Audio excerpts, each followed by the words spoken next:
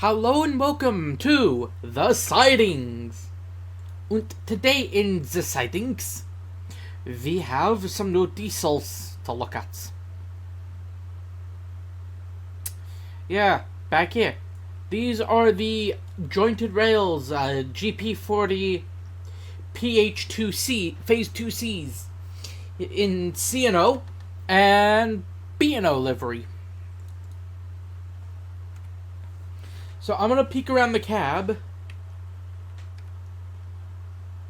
which, great, I will say great detail.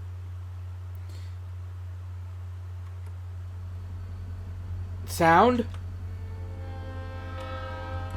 The horn.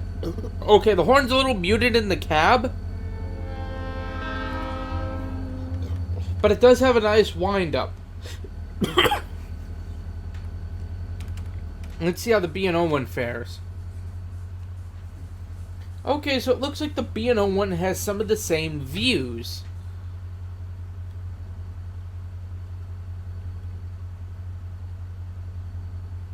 Horn? Okay, so it's got the same horn sound. Really, it's just same model, different skins. Doesn't really bother me. Are there some people who are going to be absolutely bothered by this? Yes. Are there some people who are going to be bitchy, complainy? Yes.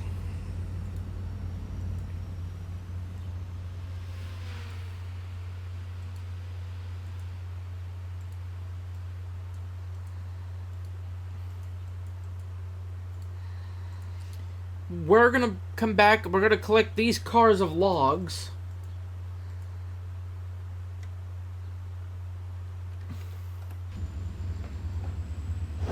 And bring them up for an unloading day.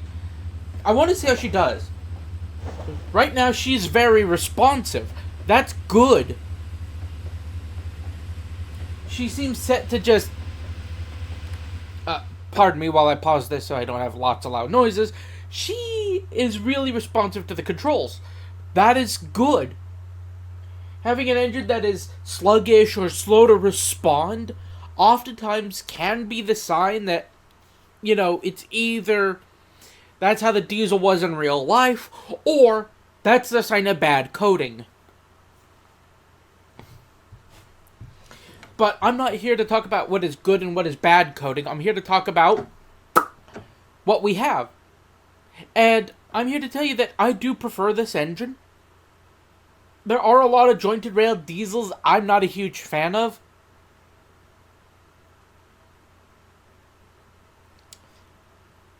There are also a lot of jointed rail freight cars I'm not a huge fan of, but I'm not here to talk about those either. These I prefer because, well, one, they're Jeep 40s. They're your basic go anywhere or do anything engine.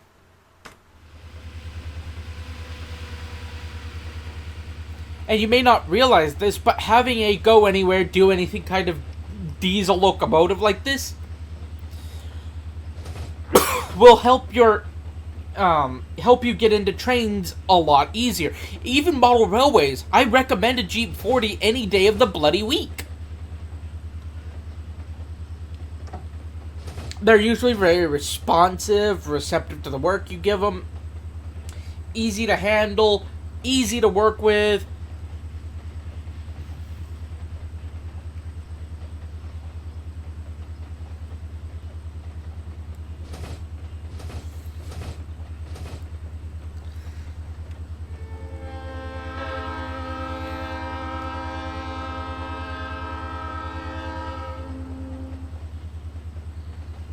And, above all else,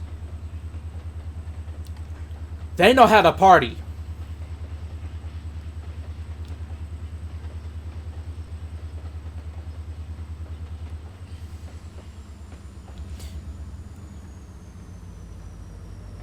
That's her break.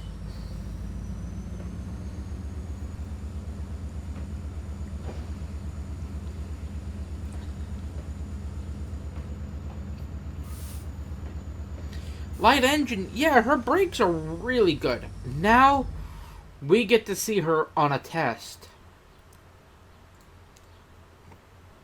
Bringing in how many log cars? 1, 4, 5, 6, 7, 8, 9, 10, 11, 12, 13. 13 log cars.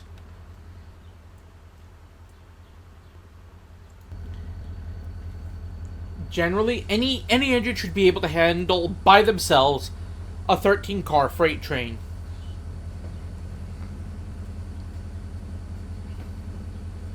Most short lines that I live near, that's an average length train for us.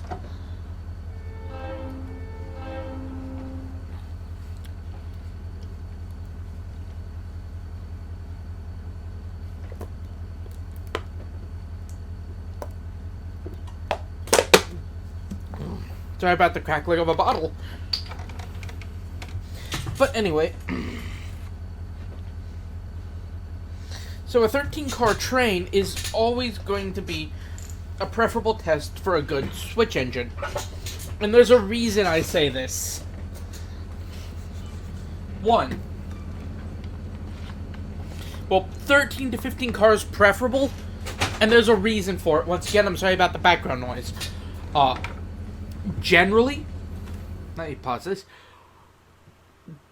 The train's going to be small enough that it'll fit on the branch line or wherever you're testing this engine. 2, it's going to be just heavy enough to put them under load. And 3, it's going to give them the capabilities to see what they're capable of. And as we can see, she's not too happy.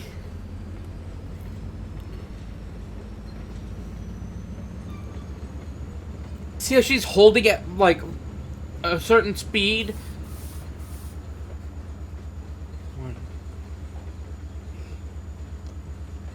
For 4 seconds, a 4 count, she's holding at, say, 9 miles an hour. So watch, I'm going to do this when it hits 10. 1, 2, 3, 4. So 4 count. If you can do that in your head, count 4 every time you're moving under a load of 13 or 15, you got it. But she is capably handling this.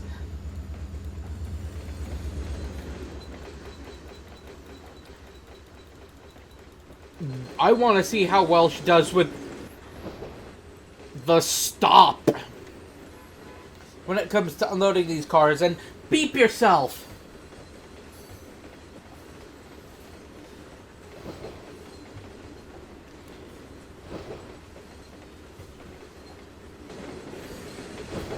I mean, we're switching here. Hey, I'm switching cars here.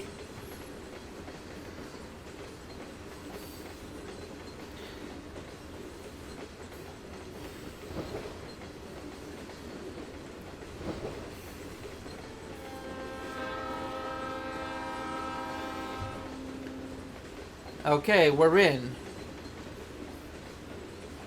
Let's see how she does now.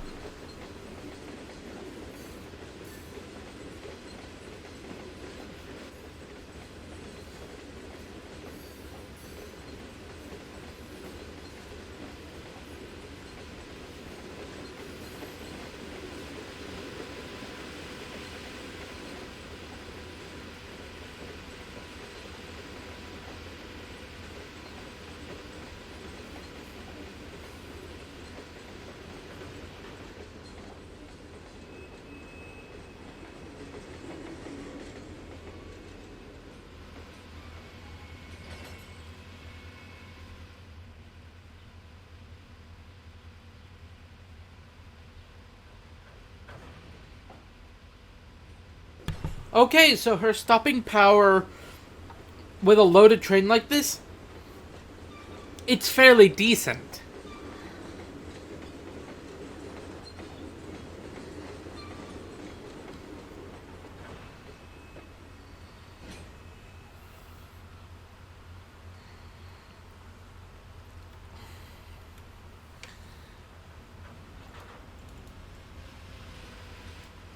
And that's what makes a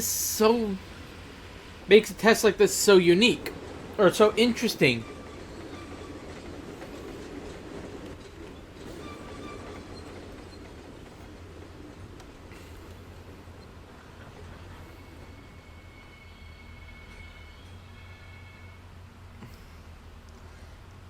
Something like this is revealing.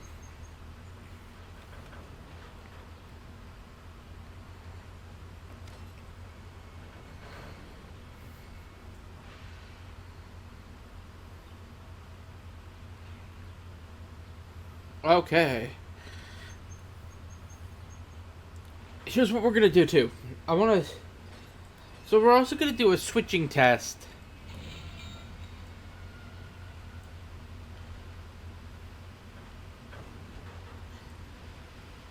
What's a switching test gonna comprise of? We're gonna move these loaded log cars out of the way. Take those other cars and put them over here, see if we can't get them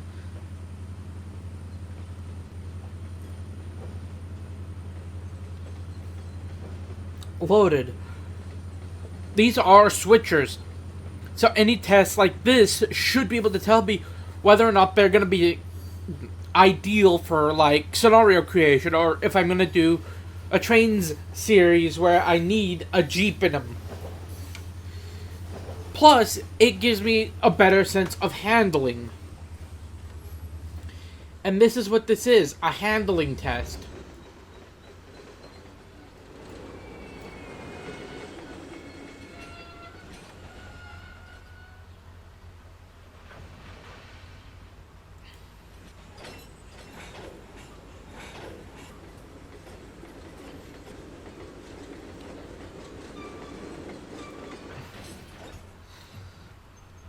It's the reason why, like, you'll see me doing, like, switching moves with switch engines in TS from devs like Caledonia Works or Victory Works or whatever.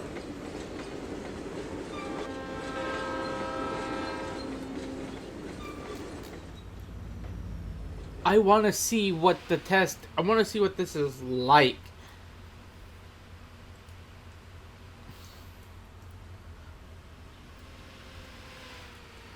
Switching is not easy, nor should it be. So I want to continue this switching move,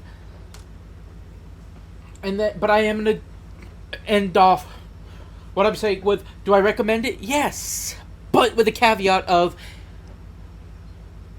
what's it to you? What are you gonna be using it for? If it's switching and branch line work, yes, I would recommend it.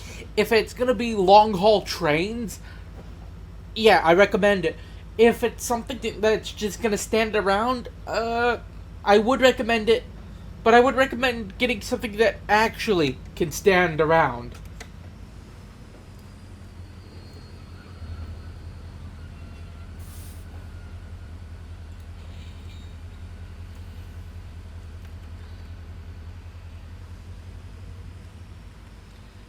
In fact, I'm actually going to do this. So I'm going to mute. We're going to watch the rest of the move. But we're going to do that AI style.